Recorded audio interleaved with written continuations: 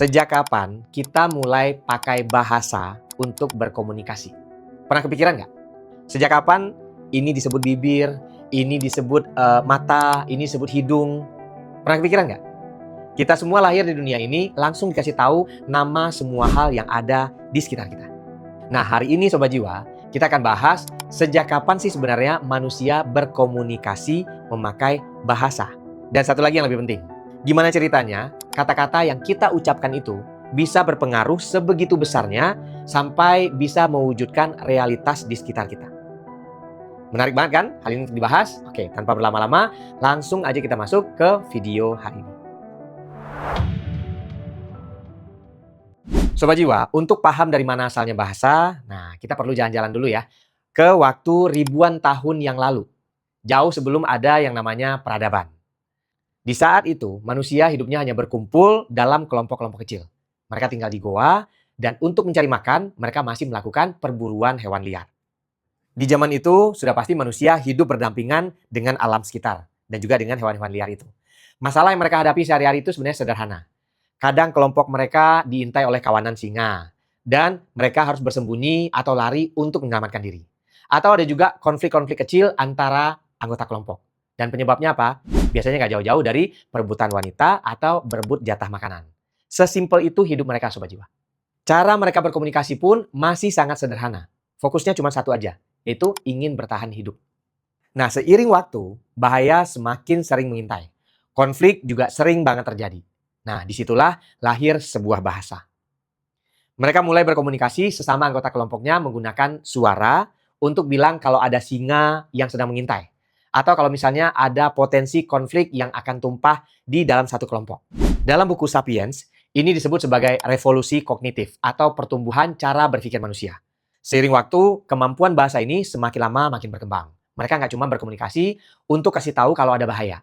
Mereka mulai melabeli satu persatu benda-benda yang ada di sekitar mereka. Kayak misalnya ini namanya pohon, ini namanya tanah, ini namanya air. Sampai akhirnya berkembang menjadi banyak kata-kata. Dan yang menariknya lagi, nggak cuma sampai di situ. Manusia mulai menamai hal-hal yang bentuknya non-fisik. Contohnya kayak apa? Kayak hati, perasaan, pikiran, hantu, sakit, dan masih banyak yang lain. Hal-hal yang tadinya nggak bisa kita lihat bentuk fisiknya, tapi kita sebagai manusia merasakannya, dan akhirnya lahirlah kata-kata baru untuk hal-hal yang non-fisik tadi. Hal itu semakin berkembang seiring dengan kecerdasan manusia. Kita mulai sepakat kalau sebuah lembar kertas itu dinamakan uang. Kita juga mulai sepakat kalau Indonesia itu adalah negara. Dan kita juga sepakat kalau selembar sertifikat itu dinamai sebagai gelar atau status. Semuanya itu kita labelin. Tapi justru disinilah terjadi jebakannya, Sobat Jiwa. Kita mulai menganggap bahwa semua yang kita labeli itu adalah hal yang mutlak. Nggak cuman kita katakan, tapi mulai masuk, meresap ke dalam pikiran, ke dalam hati, dan juga ke dalam jiwa kita. Contoh nih ya, kita mulai melabeli diri kita, aku adalah orang yang gagal. Misalnya, atau aku tidak punya bakat. Kita terjebak di kata-kata itu. Kita sampai berpikir kalau label itu adalah benar-benar diri kita. Padahal itu sebenarnya cuma kata-kata yang memang kita labeli sendiri. Nah, saat ini misalnya, Sobat Jiwa bilang, aku terbakar api. Nah, padahal kita nggak akan langsung merasakan diri kita kepanasan karena terbakar. Benar nggak? Tapi, kenapa kalau misalnya pas kita bilang, aku gagal? Itu hati, pikiran, dan jiwa kita langsung terpengaruh. Kita sering terjebak dalam realitas yang kita ciptakan sendiri hanya karena kita salah memilih kata untuk diri kita sendiri. Nah, itu sangat bahaya kan? Akan lebih ngeri lagi kalau misalnya kamu, Sobat Jiwa, tahu pemahaman tentang hubungan tubuh dan kata-kata yang diucapkan. Itu akan kita bahas di chapter berikut. Sobat Jiwa, pada tahun 2001, HeartMath Institute mempublikasikan sebuah rangkuman penelitian dalam sebuah buku berjudul Science of the Heart, Exploring the Heart of Human Performance. Dalam publikasi ini, Sobat Jiwa, mereka telah membuktikan kalau jantung manusia, pusat dari segala emosi kita, itu memancarkan medan elektromagnetik yang sangat luas, yaitu sejauh 4,5 meter ke segala arah. Nah, medan elektromagnetik itu ibaratnya kayak perisai kita, Sobat Jiwa. Medan itu bukan kayak ruang kosong, tapi berisi niat, emosi, dan juga frekuensi dari apa yang sedang kamu pikirkan dan juga apa yang sedang kamu rasakan. Makanya ya kadang kalau misalnya kita ketemu orang yang lagi bad mood, tanpa sepatah kata pun dia ngomong, kita bisa ngerasain.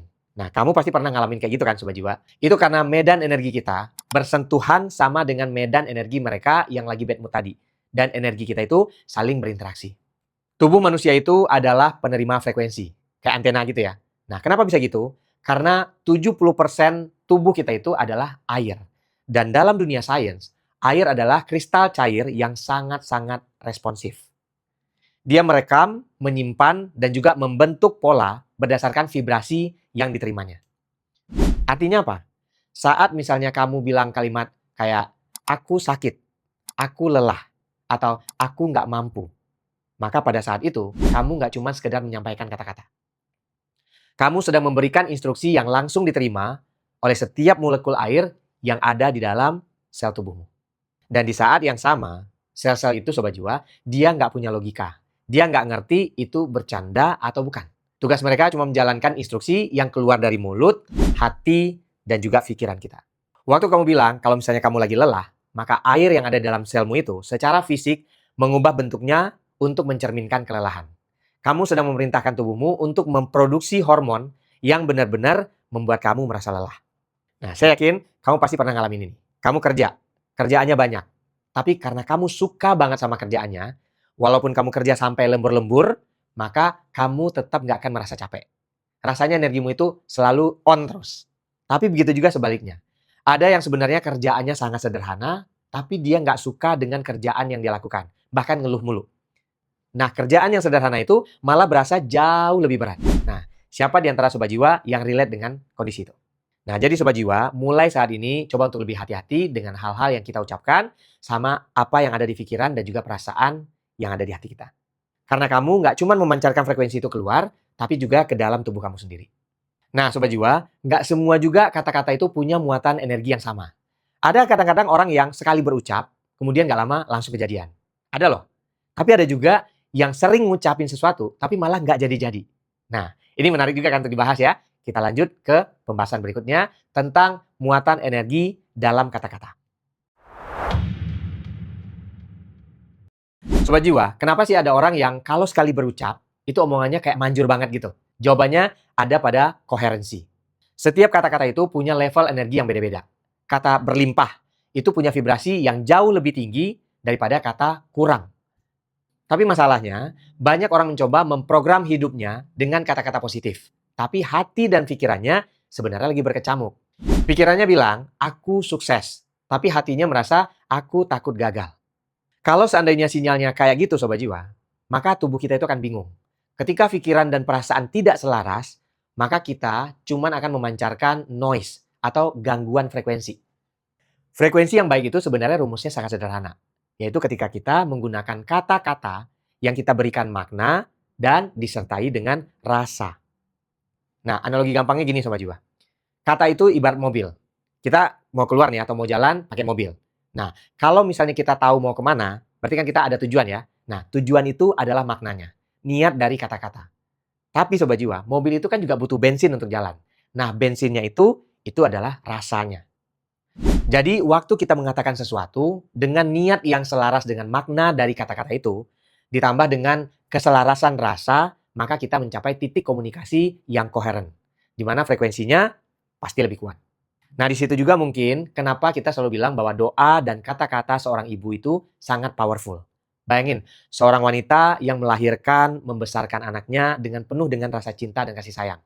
Ketika seorang ibu yang tulus berucap, maka dia sedang memancarkan frekuensi yang diperkuat oleh makna dan juga rasa cinta kepada sang anak.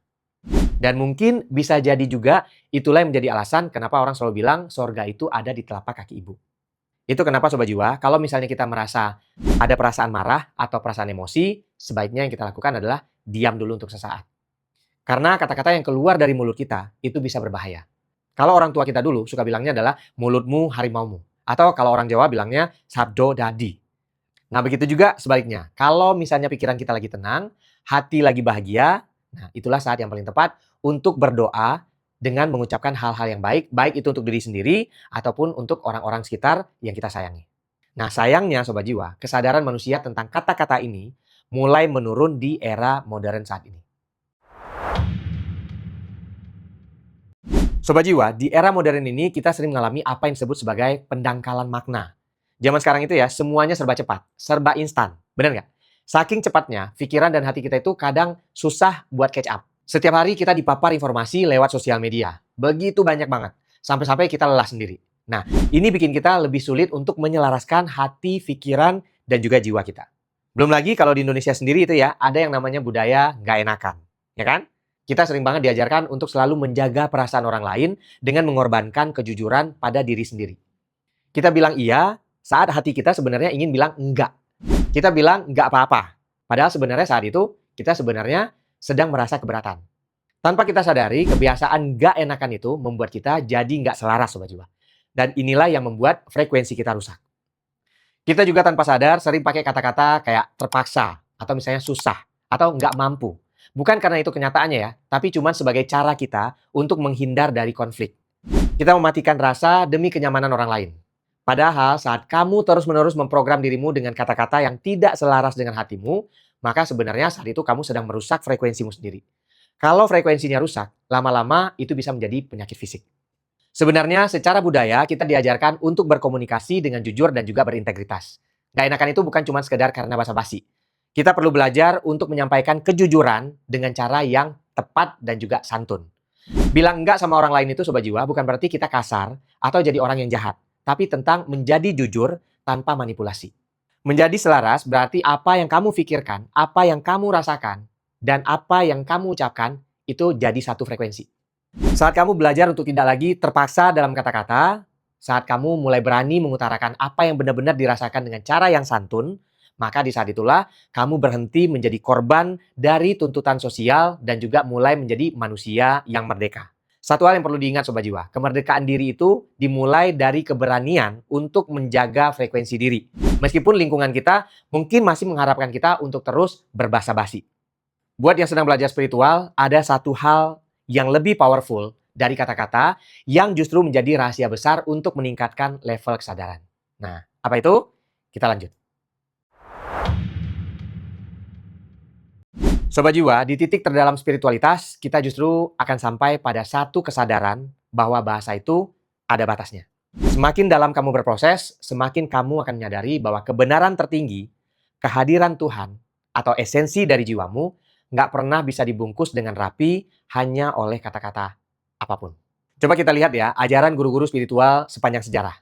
Semakin dalam kebijaksanaan mereka, semakin mereka sering mengajak muridnya untuk diam. Diam bukan berarti nggak tahu, tapi diam karena mereka merasa tahu bahwa saat kata-kata berhenti, barulah sang aku yang sejati itu bisa didengar. Ingat yang tadi ya Sobat Jiwa, bahwa kata-kata dan juga bahasa itu cuman kendaraan. Kata-kata dan bahasa kita pakai untuk belajar, untuk mengajar, untuk menyembuhkan, untuk menciptakan. Tapi kalau misalnya kamu sudah selaras, maka kamu nggak perlu pakai kendaraannya itu lagi. Banyak orang terjebak menjadi pecandu kata-kata dan mereka sibuk bicara soal kesadaran. Mereka sibuk bicara soal energi, tapi mereka lupa untuk berada dalam kesadaran itu sendiri. Di Indonesia banyak banget ya, banyak orang yang berorasi koar-koar masalah agama misalnya. Tapi lupa esensi dari ajaran agamanya itu sendiri. Sebenarnya bahasa itu fungsinya sederhana. Dia harusnya jadi jembatan yang membawa kita pulang ke rasa damai yang ada dalam diri kita. Kalau kata-kata yang keluar dari mulutmu justru bikin pikiranmu makin ramai, makin cemas, atau malah bikin kamu merasa makin terpisah dengan dirimu sendiri, mungkin itu ada yang salah dengan cara kamu memakainya Sobat Jiwa. Jadi Sobat Jiwa, coba sesekali lakukan puasa bicara. Belajar untuk duduk tenang dalam diam. Karena saat kamu diam, pikiranmu yang berisik tadi akan reda. Dan di balik keheningan itulah, kamu akan menemukan bahasa yang paling asli, yaitu bahasa jiwamu sendiri, yang sedang berbicara langsung dengan semesta tanpa perlu satu kata pun. Sobat Jiwa, setelah semua yang kita bahas hari ini, saya ingin mengajak kita semua untuk tarik nafas sesaat dan kasih jeda di ruang hidup kita saat ini. Mulai sekarang, coba untuk menjadi lebih sadar. Setiap kata yang keluar dari mulut kita, setiap apa yang kita pikirkan, coba tanyakan lagi ke diri sendiri. Apakah ini untuk meningkatkan frekuensi diri sendiri atau malah untuk merusak frekuensinya? Kamu bukanlah korban dari kata-kata yang keluar dari mulut kamu sendiri. Tapi kamu punya kuasa untuk memilah dan menentukan kata-kata apa yang bermanfaat untuk dirimu sendiri dan juga untuk orang-orang yang kamu sayang. Karena pada akhirnya, bahasa yang paling kuat bukanlah bahasa yang paling lantang terdengar, tapi adalah bahasa yang paling jujur bisa dirasakan. Terima kasih untuk semua Sobat Jiwa yang sudah menyimak video ini sampai habis. Untuk kamu yang punya insight dan juga pengalaman, langsung aja ketik di kolom komentar. Kita aminkan langkah kita hari ini bisa menjadi awal yang baik bagi perjalanan dan juga pertumbuhan jiwa kita ke depannya. Sampai jumpa di langkah jiwa berikutnya.